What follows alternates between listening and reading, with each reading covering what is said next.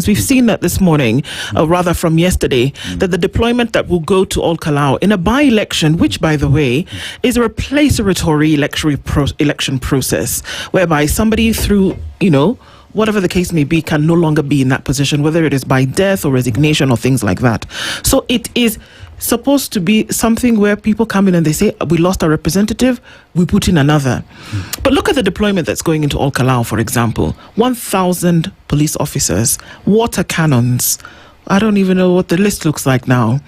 But GSU officers. But the IEBC chair said very clearly that this is going to be a free, fair election. We expect everybody to behave right. But if you put this kind of personnel and these boots on the ground, what kind of message are you sending? It's almost as though you're preparing for war. You see, I incidentally, I come from that county, Nyandarua County. Though I was born in Nandi, I belong to that county, did my schooling in Nyeri County and also in Nakuru. So I actually belong to 4 counties plus Nairobi. But now, look at the amount of resources that were even deployed by the government in that by-election. You're talking about a by-election, for crying out loud. A by-election. They deployed a lot of resources. Those resources, let's start by saying that it's a right to Kenyans. These are resources that should have been able to be deployed to Kenyans generally, whether there's an election or no election. Cabinet secretaries going and camping there. Senior government officials going and camping there.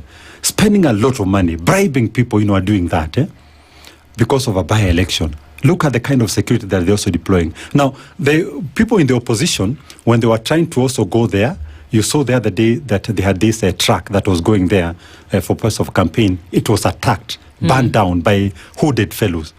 Now, the members of the opposition being attacked, even being shot at, you find that they're being shot at, they're being stoned, being beaten up, What kind of that's why I'm asking myself, when the president, wherever he is at any given time, and I believe he doesn't care, and he thinks that it's okay, it's okay that he can do that because he's in power. What about the day when he'll not be in power? Those cabinet secretaries and those senior government officials, what about the day they'll not be in power? What about the day when they should be on the other foot? Because, you see, sometimes when you're doing certain things, you need to sit back and pause and ask yourself, yes, I'm doing this against the other side because I'm the one in power. But there'll be that situation that day when I'll not be in power. The ones now that I'm fighting and beating up are the ones who will be in power.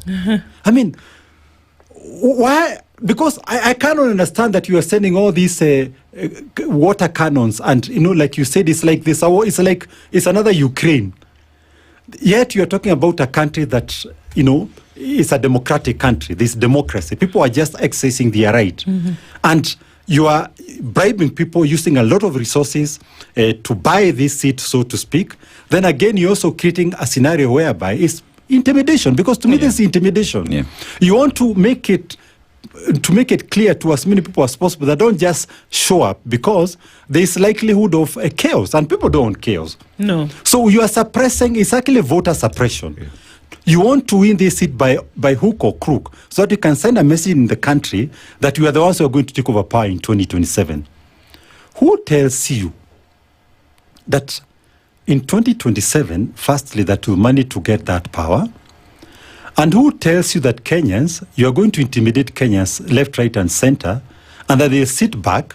There's a way you can push people to the wall, It's just like a cat. If you keep fighting a cat in an enclosed environment, yes, you'll fight, but it will reach a point whereby it will say enough is enough now. I have to fight back. What the president should realize, and also even those who are in power, don't push people to a limit whereby they start now saying that we're going to start defending ourselves. Yes, that could be the intention, that you want to create mayhem so that you can create an environment whereby you can continue perpetuating, yourself in power. But the history has shown us time and again that it never works. We have Charles Taylor, the guy, was he the president of Liberia? Yes. Is he still in jail in ICC? Yes. We have Duterte, the former president of Philippines. We have leaders. We've seen these things happening again. You see, accountability may take time to catch up with somebody, but eventually it does. It eventually does. I always tell people, that you may think that you continue, doing wrong things and get away with it. Yes, you may get away with it, but like the proverbial 40 days that always catch up with a thief. The day still comes where accountability will work. Indeed. So, what are the easiest thing to do for those who are in the executive, those who are in power? Just do the right thing. Not so that you can be praised for it, because it's the right thing to do. Just do the right thing because it's the right thing to do. That's it. And I think that's a great way to end this. Just do the right thing because it is the right thing to do. Yeah. And I guess if you're not, then the people have the right also to remove you. Absolutely. Macharia Njeru, thank you for being here with us this morning. I mean, just kind of a